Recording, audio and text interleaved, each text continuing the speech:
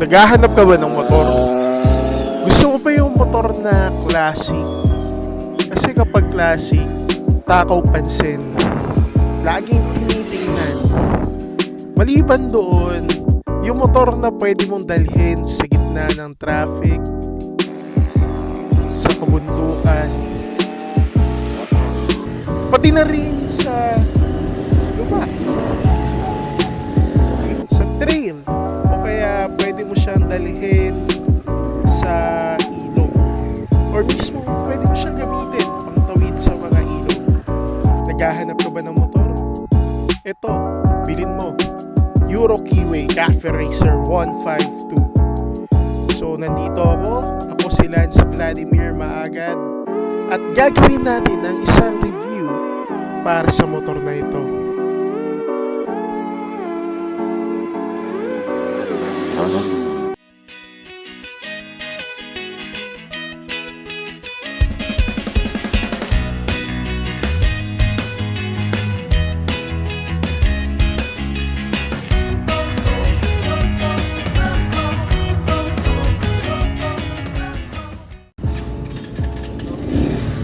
Tingnan ninyo, 22,222. Wow. Medyo malayo na rin ang naitakbo ng motor na to. So ang gagawin natin ay 20,000 kilometers review ng Euro Keeway Cafe Racer. Before anything else, I just want to give you a quick background of what Euro Keeway Cafe Racer 152 is all about. So in order for you to be aware of what our motorcycle looks like, okay? So here we go.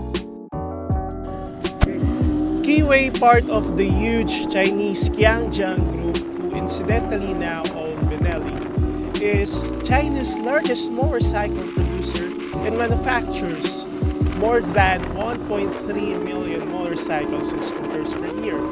So that's the main reason why you can see Benelli parts on your Euro Keeway Cafe Racer, because Euro Keeway and Benelli are subordinates of Qianjiang Group. Okay? So we are clear on that. So with regard to the specifications, it has a 4-stroke single cylinder, 152cc air-cooled carburetor, 12 liters of tank fuel capacity. Also, it has 5-speed transmission, telescopic fork, telescopic coil spring oil dam. Front brake is disc, rear brake is drum, so it's much better for you to replace your rear brake from drum brake to disc brake. Also, for my tires, I have a 110/90-17 OKK tires. For rear, I have 120/90-17 OKK tires, because I prefer to use a dual sport tires in order for me to use my bike in all types of roads.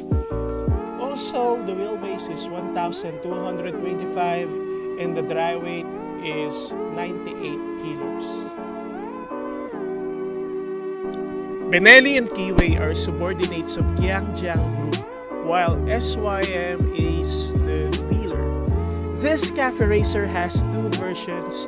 The first one is Benelli Moto B152, and the one we have is Euro Keeway Cafe Racer 152. This motorcycle can be purchased in any SYM branch. You can only buy this motorcycle for about 56,000 pesos. Also, SYM can offer different payment terms like 36 months, 24 months, and even 1 year. Top speed, 120 kph nung naka-stock pa ako. Pero nung nagpa-modify ako, swerte na pag umabot ng 110. Pero wag mo naman ipupush yung motorcycle mo sa limit para safe, di ba? Kasi sa motor na ito, hindi naman pabilisan ng labanan. At saka wag naman tayo magpakakamote sa daan. Kaya nga classic yung binili nating motor, di ba? Para magmukha tayong okay sa mga nakatingin at sa mga kapwa nating rider. So, kung ako ba, i-recommend ko ba tong bike na to para sa mga newbies? First off, kung hindi ka pa marunong mag-clutch, pwede mo naman siyang gamitin. Basta, ingatan mo lang. Kasi hindi naman mataas yung ground clear, hindi naman mataas yung height nito. So, you can put your feet on the ground while trying the clutch. Diba? In the long run, wala naman tayo naging aberya sa long drive. Okay naman siya sa day-to-day driving sa city. Pagdating naman sa countryside like Marilake, like this, okay naman siyang gamitin. Wala naman ako aberya. Okay siya sa bangkingan, okay siya sa harurot. Okay, as in okay. Huwag ka lang magiging kamote. Yun lang yung advice ko sa'yo.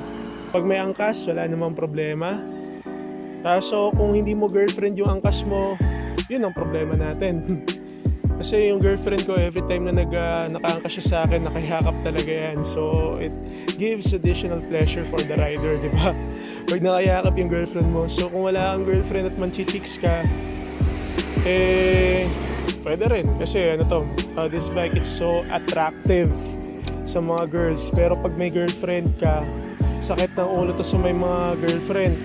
Kasi lalo na sa girlfriend mo. Kasi baka isipin ng chicks ka, diba? Pag gumagala ka. Pero for me, it's more on the ride. Kasi I'm very faithful to my girlfriend.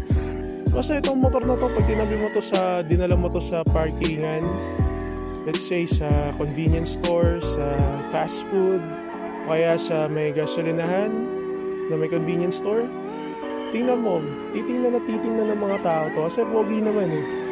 Even though it's not a cafe racer at all, it doesn't look like a cafe racer, pero it's still a classic bike. So mapupugian pa rin ng kahit sino sa motor na to. Diba? Siguro makikita nyo naman sa manual kung ano pa yung mga kailangan natin i-maintain dito. But sa rider siguro, pinaka-importante muna natin palitan is yung sprocket, yung kadena, yung gulong, kasi masyado madalas yung stock. And then itong shocks, handlebar, tapos yung rear brake, brake shoe, palitan mo yan. Tapos itong sa harap, yung brake pad, palitan mo rin yan every 5,000 kilometers pagpudpud na. Tapos yung ilaw, yung stock na ilaw, medyo malabo. Tapos yung clutch cable, palitan mo rin to from stock. Palitan mo ng TMX Supremo 155 na clutch. Good na. Then kung gusto mo naman na may carrier ka habang nagbabiyahe, bumili ka lang itong net. Nabibili siya sa CDR King. Meron siyang for 150 to 200 pesos. Tapos ito, naka-stock pipe pa rin tayo. So overall, kahit hindi mamahalin tong bike na to, kahit marami ka paggagastusan para sa bike na to, para mag-improve yung performance, para sa akin, hindi kayo papahiyaan ito. For the first 20,000 kilometers, sabi ko lang, nag-enjoy ako dito. It's, for me, this bike is more on a long-term bike. Marami ka pang gagawing modification dito based dun sa character mo as a person. Pero for me, ang papalitan ko na lang siguro dito is yung rear brake. Papalitan natin ng disc brake yan. Yung sa makina naman kasi wala nang problema. Ayoko magpa-upgrade ng engine. Kasi hayaan ko na lang ito na stock para tumagal. Then pagdating naman dito sa shocks, papapalitan natin to ng all-ins just in case. Then tong rear fender ko, papalitan din natin to kasi some stupid adventure driver binangga to habang nasa stoplight ako. Pero for the meantime, I don't give a shit about the aesthetics. So hayaan lang natin na ganito lang siya. In 22,254 kilometers, wala ako naging aberya dito. Hindi ako naputulan ng clutch, hindi ako naputulan ng clutch cable, hindi ako nasiraan ng shifter bolt, etc. Tamang alaga lang. So maintenance ito, change oil every 500 kilometers for the first 10,000 kilometers, and then from 10,000 kilometers and above, I suggest to do a regular change oil every 1,000 kilometers. Tune up every 5,000 or every 3,000 kilometers for the first 10,000 kilometers. Pero after 10,000 kilometers, at least 3,500 kilometers, magpa-tune up ka na. Lang for the oil, let's say kung magmakoto ka, mag-Castrol Gold ka, mag-Top 1 ka, it depends. Depende sa budget mo. So, pero wag mo naman din titipirin yung motor mo. Kasi sa akin, medyo mas okay pa rin na gumamit ka ng mamahaling lang tulad ng Top 1 o Castrol Gold para for better performance. Diba, doggy? This is a Euro Keeway Cafe Racer, but it's not really a cafe racer based on its aesthetics. It looks like a scrambler, but if the manufacturer preferred to call it as a cafe racer, then that's fine. I still have the stock pipes. I changed my tires from stock to OKK. So in order for me to use this motorcycle on the roads and even on off-roads, I changed my signal lights from stock to teardrop signal light. Changed my handlebars as well for more comfortability while I'm riding. So for better handling as well. Since I changed my tires from stock to OKK tires, which is a dual sport tires, so I also changed my fender as well. Then at the same time, since the stock light is not that bright at night, so I decided to buy a 6 LED light in order for me to see what's going on the road at night.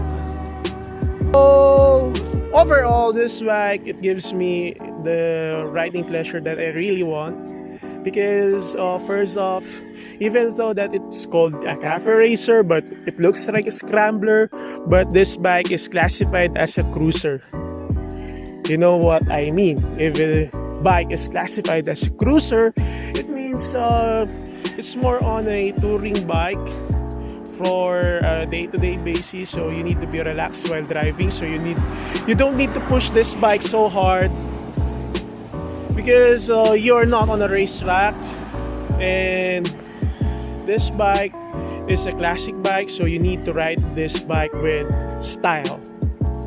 Overall, if I'm going to rate this bike from 1 to 10, I'm going to rate this bike as 7 out of 10. Why?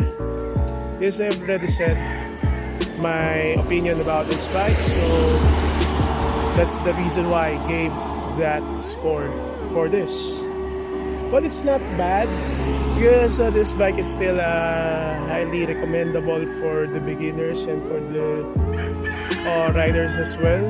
If you preferred a touring bike, so you can convert this bike from a cafe racer to slash scrambler to a touring bike.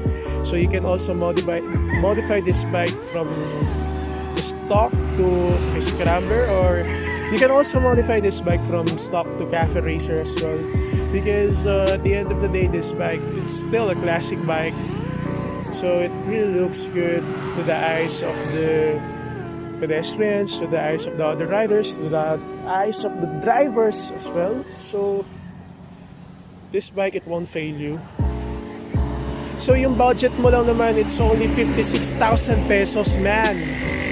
Para sa 56,000 pesos, hindi kayo papaya ng motor na to. So if you want to know more about this bike, please go to the nearest SYM branch, kasi may mga manual naman sila, and you can search it online. Tapos, so if you want to really, if you want to see some proof na this bike performs well, then you can check my YouTube channel as well. Kasi marami tayong mga off-roading at saka long drive videos sa YouTube channel ko. So please like, share, comment, and subscribe to this video. And please naman supportahan nyo naman itong channel natin. Okay? So again, this is Let's Vladimir Maagad, and see you on the next one. Bye-bye! Siyempre, hindi matatapos doon ang aking review. Kasi owner's review to ng motor. Hindi naman specs at parts lang ang pwede nating pag-usapan dito, kundi ang experience ng isang rider habang nagmamaneho. Ang motor na ito ay naging kaagapay ko sa pang-araw-araw kong buhay. Sa Binangonan ako nakatira pero sa BGC ako nagtatrabaho. At take note, panggabi ako. Kaya sobrang malaki ang naitutulong ng motor na ito sa aking biyahe sa pang-araw-araw. Bakit ko kinostomize yung motor na to base sa kung anong itsura nito ngayon? Kasi daanan ko sa araw-araw ay malubak, maputik, at minsan madulas. Tapos marami pang kamote. Kaya siniguro ko na sa build na gagawin ko ay hindi pogi lamang ang build na may bibigay sa akin, kundi kaligtasan sa daan. Mula sa gulong, sprocket at preno na pinalitan ko ng quality na brake shoe ng HD3 at brake pad ng Barako, may forma na kasi ang motor natin. Kaya safety at comfortability muna ang prioritize ko. Sa mahigit 20 mil na tinakbo ko, ginhala ko na ito sa syudad, kabundukan, ilog, trail at liblib. Di man lang ako napahiya dito kasi maaasahan ang motor na ito. Marami rin akong kaibigan na nakilala dahil sa motor na ito. Sila yung mga taong makikilala mo lang sa FB groups ng Euro Keeway Cafe Racer tapos yayain mo na lang sa rides. Pag nayaya mo na sa rides, parang kapatid na ang inyong turingan. Yung tipong kukulitin ka na everyday, every week, every Sunday, tara, rides tayo sa Marilake. Tara, magpalamig muna tayo. Tara, magpahangin tayo. Tara, Jarians. Tara, Cafe Caterina o kaya tara, Infanta tayo. Maligo tayo sa dagat. So, hindi lamang sa motor ang pwede nating maranasan sa motor na to, kundi ang samahan ng mga classic riders. Ang mga taong nagmamay-ari ng isang classic bike ay silang ang nagpapatunay kung ano ba yung brotherhood or nagpapakita kung ano ba yung brotherhood and camaraderie. This motorcycle defines your character, a classic bike that shows the class in you, a manifestation of law of attraction where many eyes are pointing at you, a badass at sight but acts as a gentleman. I am Lance Vladimir Maagad, proudly owner of Euro Keeway Cafe Racer 152, a classic bike. Please like, share, comment, and subscribe. Thank you for watching. Bye-bye.